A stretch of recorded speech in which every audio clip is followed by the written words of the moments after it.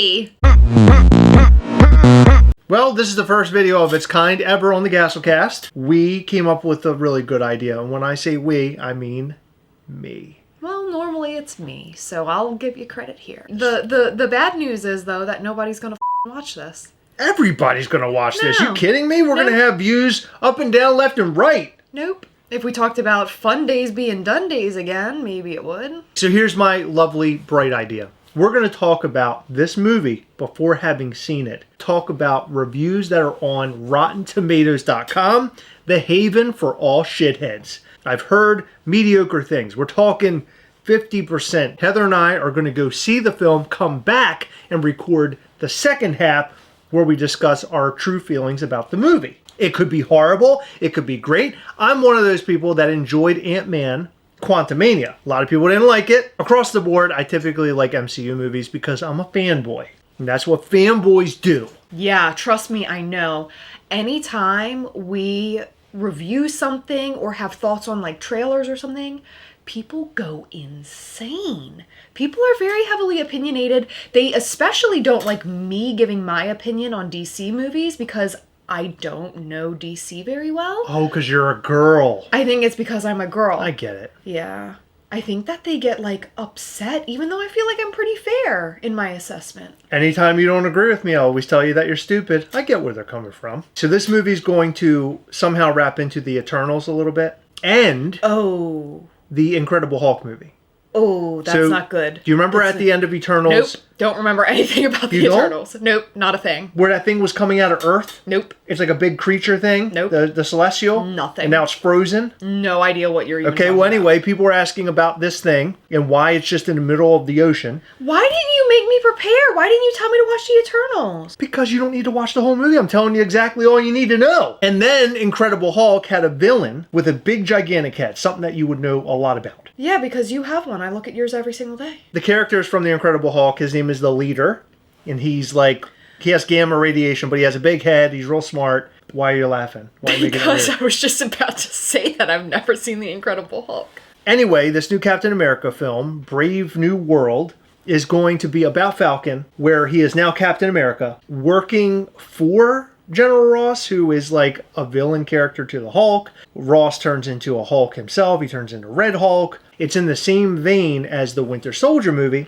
which everybody loved. Everybody loved Captain America Winter Soldier. I love Winter Soldier, but listen, I got a question. So what happened with Captain America? Was that at the end of Endgame when he just like dances and then dies?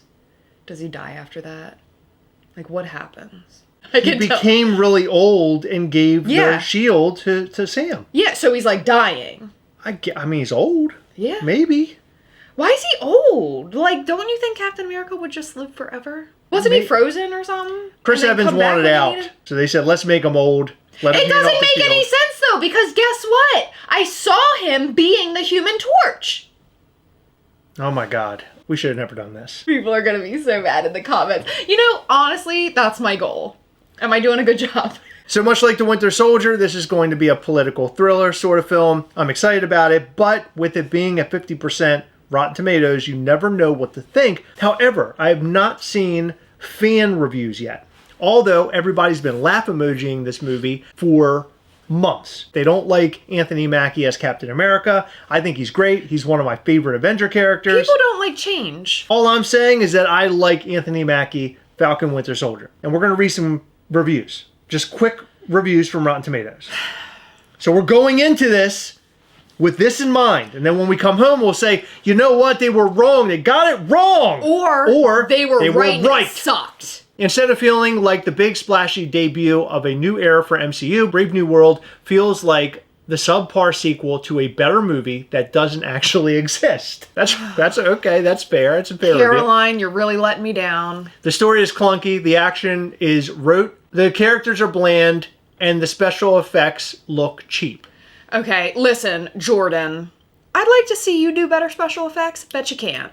They are all rotten. We haven't come across a good one yet.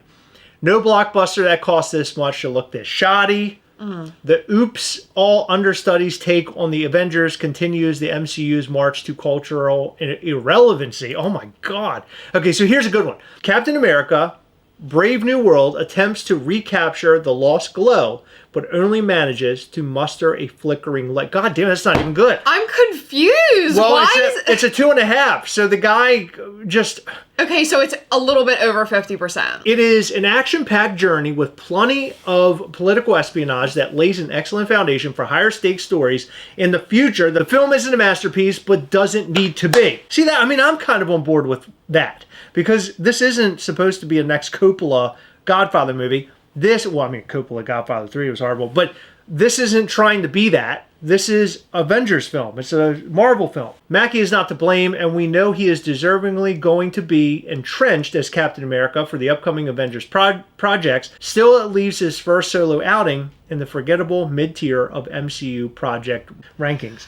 So nothing here is sounding good at all. These are the positive reviews. For those willing to buy in, the film has a sense of fun, whilst wrangling with some real-world issues such as the distribution of resources and what it means to be a black man in a flag suit. The newest entry in the Marvel Cinematic Universe is about as emotional as a wet tea bag. Oh, God.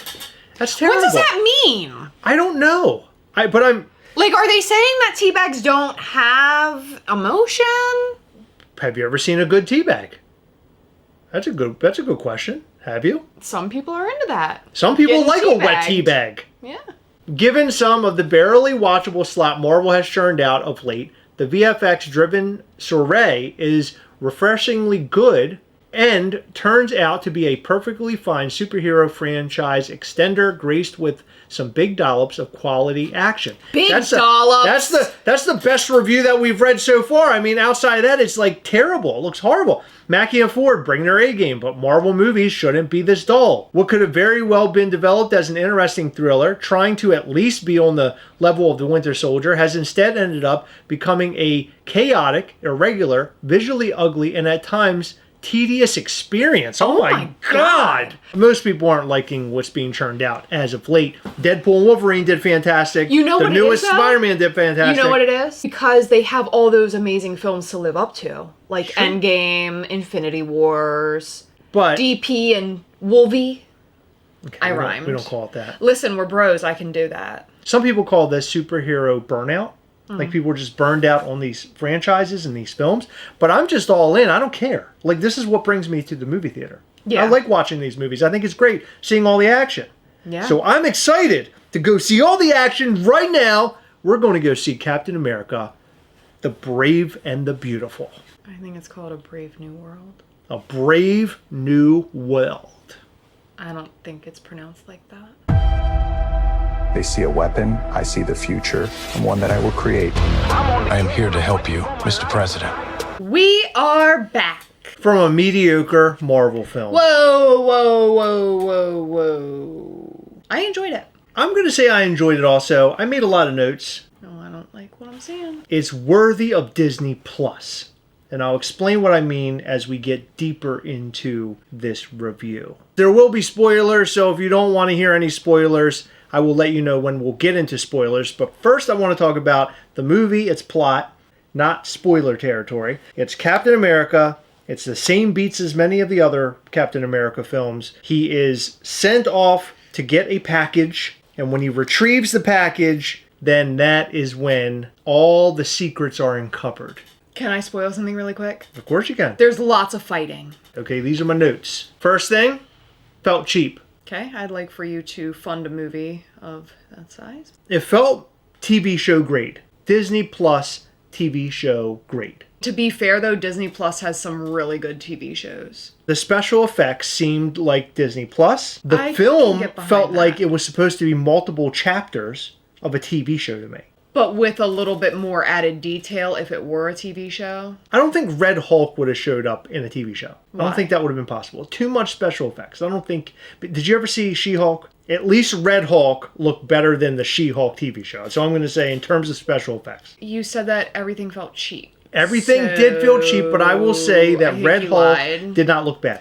think Did you lied. notice there were scenes where the characters are standing against a screen? It's constant in this movie. Why aren't movies using like real scenery, like real places? Everything is special effects now. It doesn't feel like a movie anymore. It feels weird. Probably so they don't have to travel. And I'm going to tell you something really quick. I don't think this is a spoiler. But they're in Baltimore, Maryland for a quick minute. They showed a scene of Baltimore, Maryland. Let me tell you something. Then they were indoors. Let me tell you something. They weren't something. really in Baltimore. They're in Georgia. But if they went to Baltimore and they flew everybody out there, not only does it cost money to fly a plane and get the gas and pay the people to get there, but you also risk getting shot. The sets look very cheap also. They look like TV grade sets. I noticed that when he was in front of the White House. I didn't like it. But if you watch like Civil War or Winter Soldier, the movies that came before it, they look like real movies. The music wasn't memorable. No, I agree. I don't even know what the theme song was. I don't think there was a theme song. When I went to see Captain America Winter Soldier, I knew what the theme song was. And I remember wanting to come home and listen to it again. In fact, I bought the CD. You shouldn't admit things like that. That's stupid. The film had similar beats to Winter Soldier and Civil War. Of course, they included a Black Widow character. They had a mini-boss character, like Batroc from Winter Soldier. There was a street battle scene. There was a basement scene. And there was a hospital scene where somebody is in a hospital bed being worked on. Baron Zemo type villain. We'll get into that. Fight choreography was absolutely horrendous. The Baron Zemo sort of villain was very silly. He actually at one point screamed out loud. I didn't think it was actually in the movie. It did feel very jokey. It was really goofy. Yeah. And that character felt like a campy Batman character from the 60s. Mackie didn't command the screen. Isaiah Bradley was the best character of the whole film. Who was that? Isaiah Bradley was the old guy. Oh, yeah. You don't remember the character from the movie we just watched 10 minutes ago? No. For some reason, Bradley doesn't... His name was Isaiah. I know, yeah. Isaiah, I get. But He was the super soldier guy. He got locked Isaiah up. Bradley, I'm like... Red Hulk wasn't in the film enough. I agree. Falcon would get stabbed and he was fine. He was okay. He would get stabbed and he's like, oh, throwing the knives out. It didn't like he's like, oh, shit. He's not a super soldier. He got stabbed with a knife. He's very You strong. ever been stabbed with a knife? No, I have not. I've cut my finger with a knife and I've caught out of work. Now we're getting into spoilers. The movie is interesting. It is based around adamantium. Adamantium is the metal used for Wolverine's claws. I have a question. Why did Falcon's wings light up purple when Red Hawk touched him? They said he had Wakandan technology. Red Hawk does? Falcon's suit. Remember Black Panther when he hit it would turn purple? Oh, that makes sense. Okay. You really didn't watch this movie. No, I did. I don't remember all the little Every time I stuff. looked over at her, she was on her phone playing Pokemon.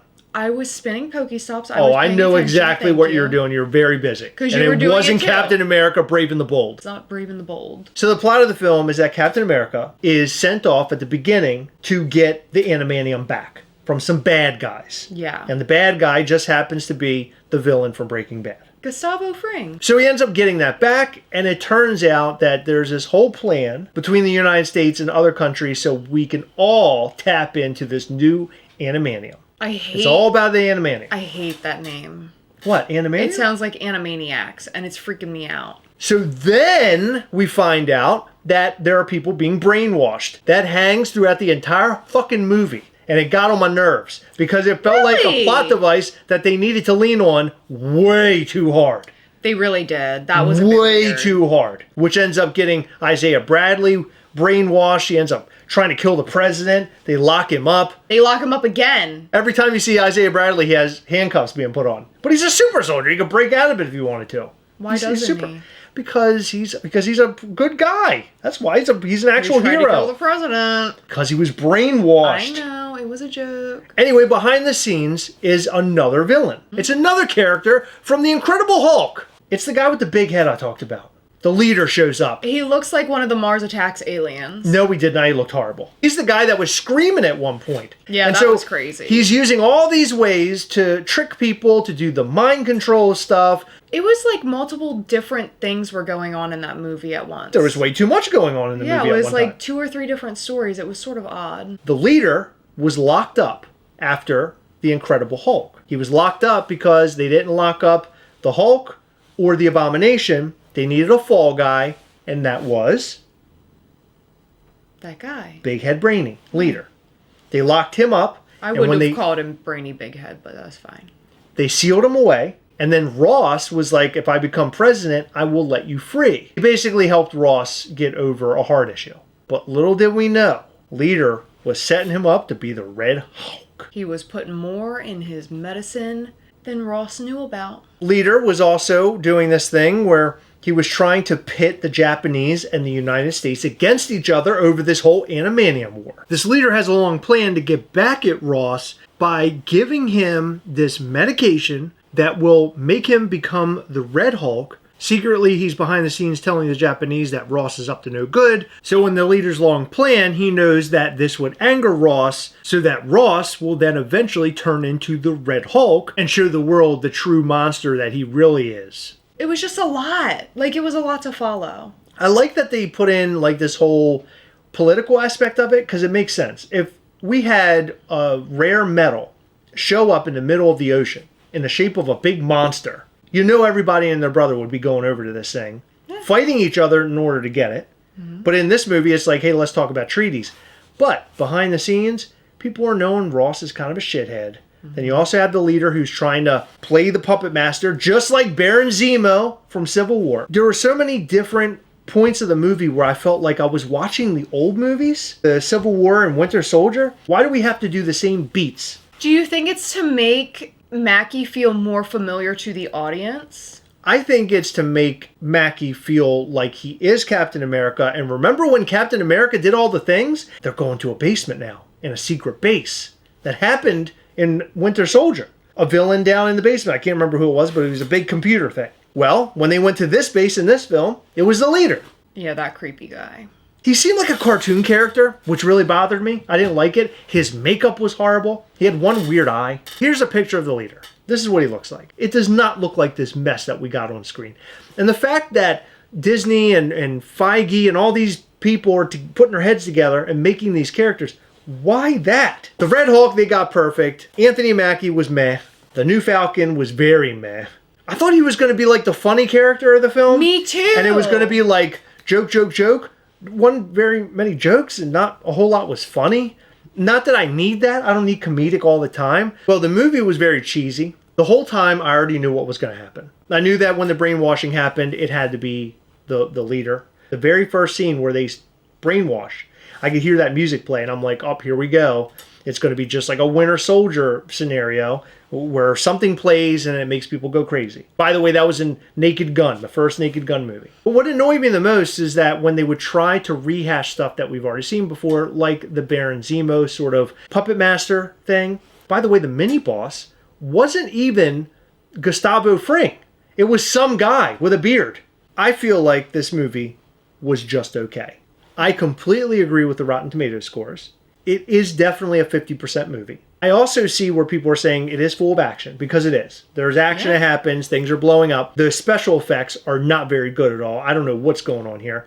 I saw the Thunderbolt trailer and I was like, that looks like a movie. It actually looks like a movie. They're like in real places, doing real things, driving in cars and they're being flipped over. Real cars are being flipped over, not like some sort of CGI. I'm sure there's CG in there somewhere. This did not seem like a real film to me. I'm not as critical as you when it comes to movies. Like, I just like to be entertained, but I can see where you feel it felt short.